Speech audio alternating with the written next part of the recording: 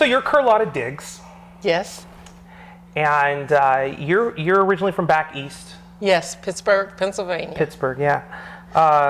But you moved to California when you were very little. 8 years old. 8 years old. Yes. Where did you go specifically in California? When we left Pittsburgh, we came directly to Los Angeles. Los Angeles. Okay. Yeah. Very cool. When did you move up here to the high desert? My husband and I moved up here in 1987. 87. Oh, Yeah. man. Yeah, we built this house. Yeah. We lived in Rialto at the time. Okay. And we moved up here, built this house. My son was in high school and my daughter was in junior high at the time. So, have you always been like a jazz singer, or? Always mostly jazz. Yes. Yeah. Yeah. You like that genre? I love that genre. Of course, being young, I started out in the church, Yeah. which meant gospel. But because I always tell people, I'm not Aretha Franklin, I'm not a screamer, I'm not a shouter. I'm going to be mellow and laid back with my music, and I like music that's kind of mellow. Do you, it's really hot, so I'm kind of sweaty. Apologize.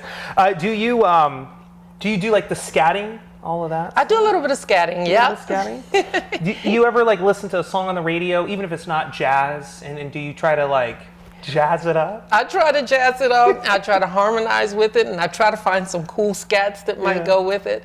And then I try to picture in my mind, what would this, just like the one we're going to do this afternoon, what would this sound like if we slowed it down and made it jazzy? Oh my gosh. How do you do that? Like, how do you, like the scatting part, like in your head, what's the process in order to do those weird syllables and stuff? For me, the process is I try to imagine that I'm a particular instrument. Oh. So if I'm imagining that I'm a piano, that's a different kind of scat than if I'm trying to imagine that I'm a trumpet. Can you give me an example? Oh, of I something? knew you were going to ask me that. That's what I do. So like if I'm a piano, I might go, so tweet da and do it out and do it da and dee. Hold on, let me try that. Do the first part again. To tweet da and do da and do it. To tweet da da do da dee. Mm-hmm. Okay, I could see. What would a trumpet sound like? A trumpet, I would be, whoa, whoa, whoa, whoa, yeah. Wow, wow, wow, wow, whoa, yeah, yeah. Yeah. Something like that? Perfect. Okay. You're good. We should duet. Yes, we should. We should do it in your car. Yeah.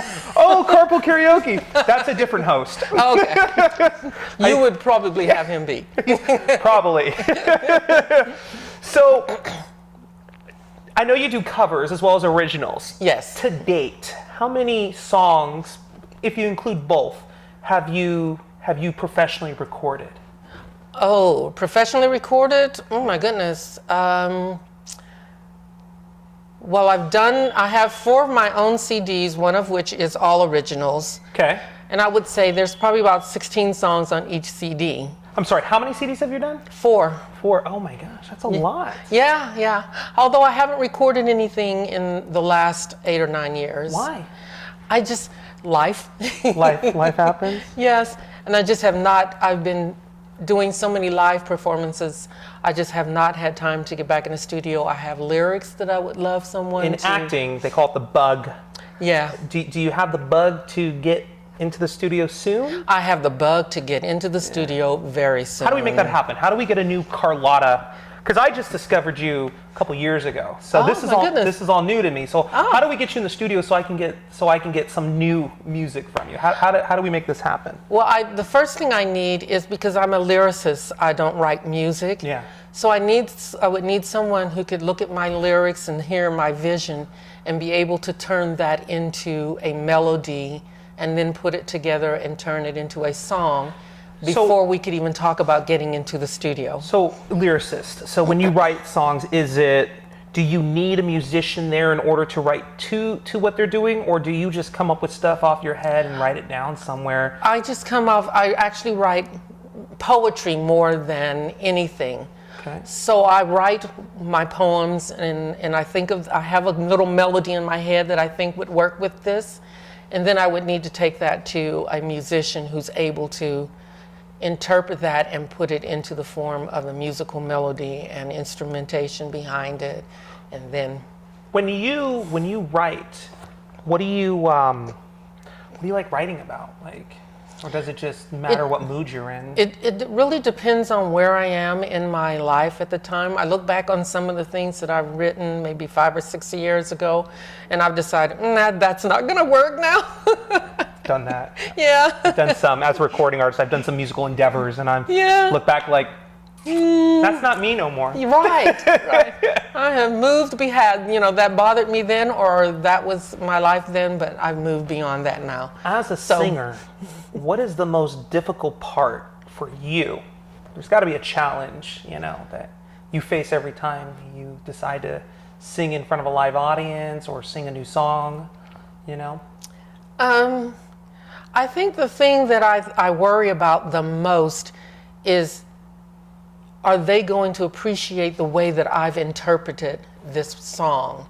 Because I really don't sing any song the way that it was originally performed, because I have to put whoever I am into it, and I have to become that song, and I have to own it, and then I have to interpret it in a way that I want to present those lyrics. I want to give honor to the lyrics, but I still want to interpret it my way. And my thing is, are the people going to appreciate the way that I'm interpreting this song and the way that I'm giving it to them?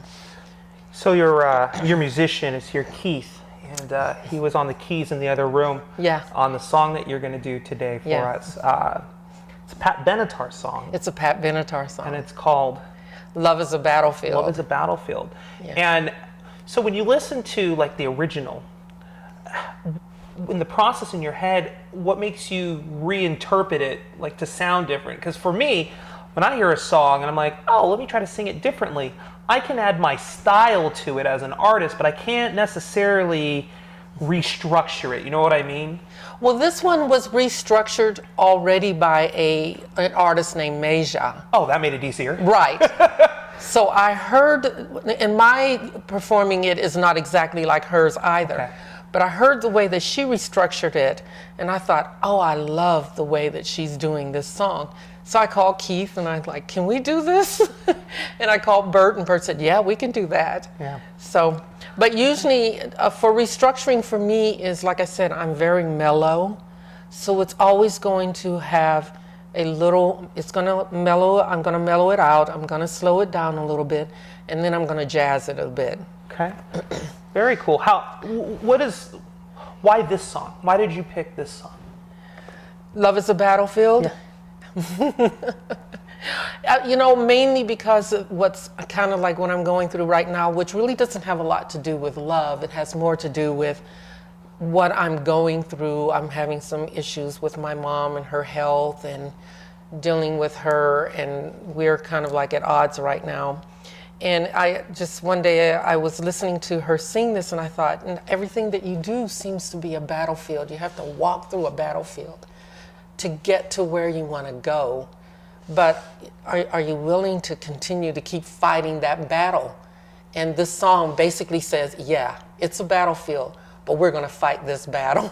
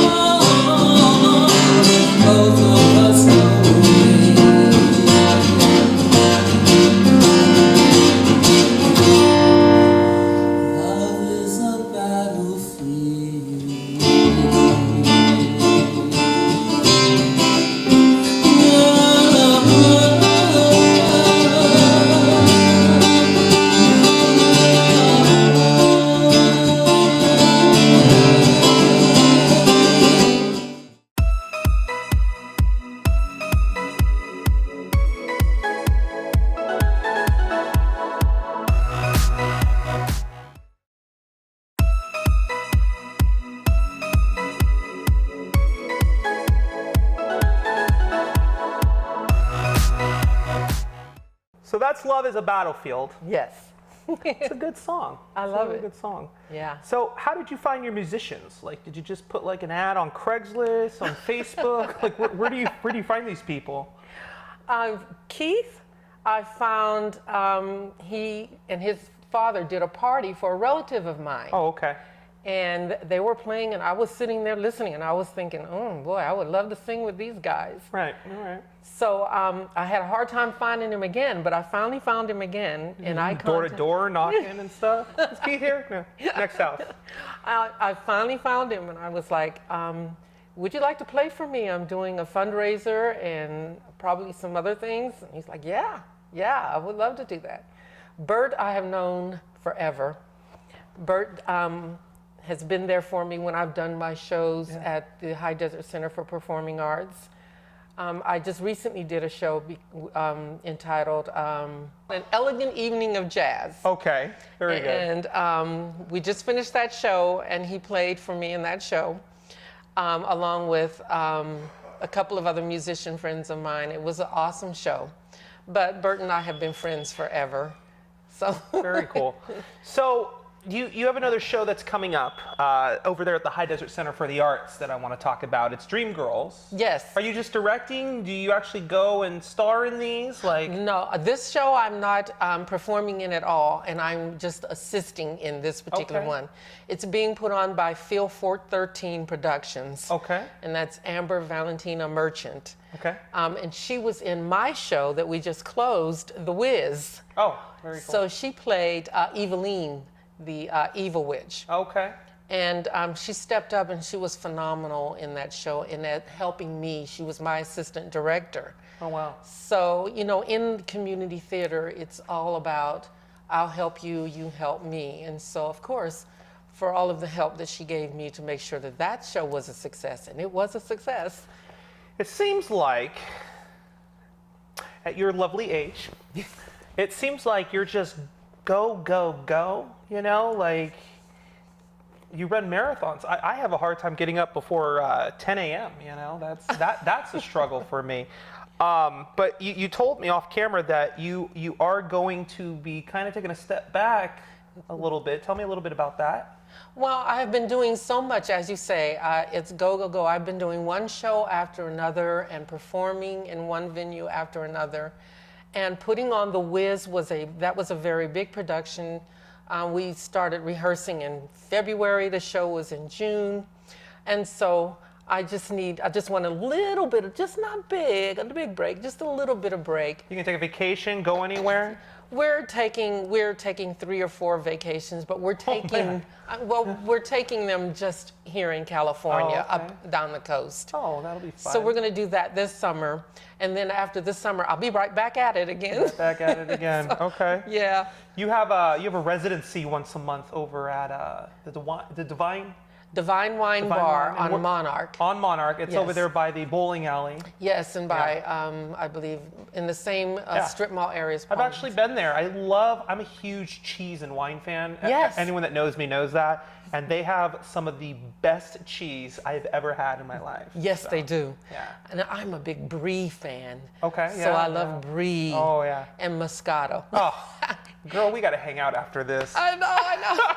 That's my go-to is Moscato. Is it? Yeah, that's my go-to. Now, see, when I was younger, I'm a self-proclaimed wine snob.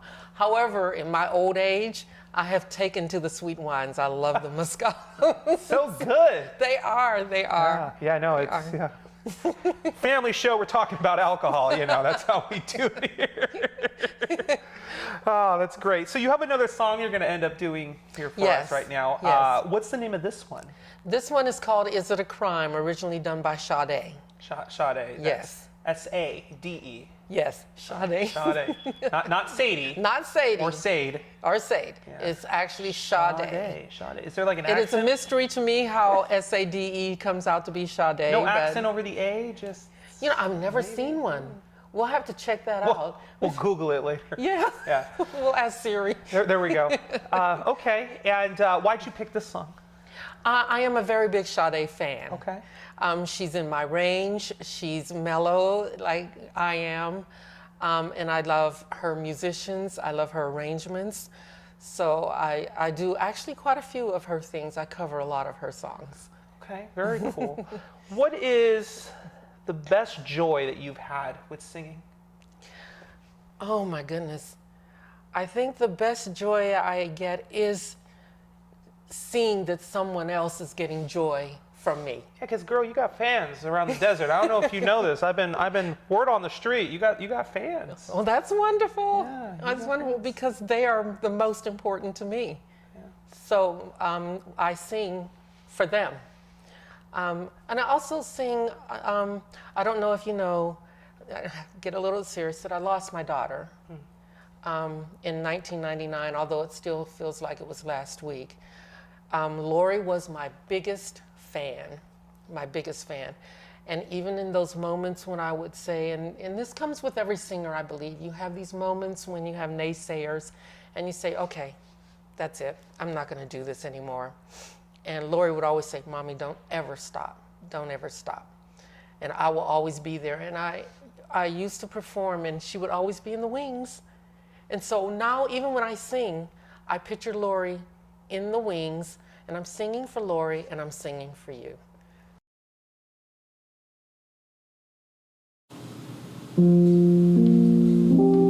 This may come as some surprise, but I miss you. I can see through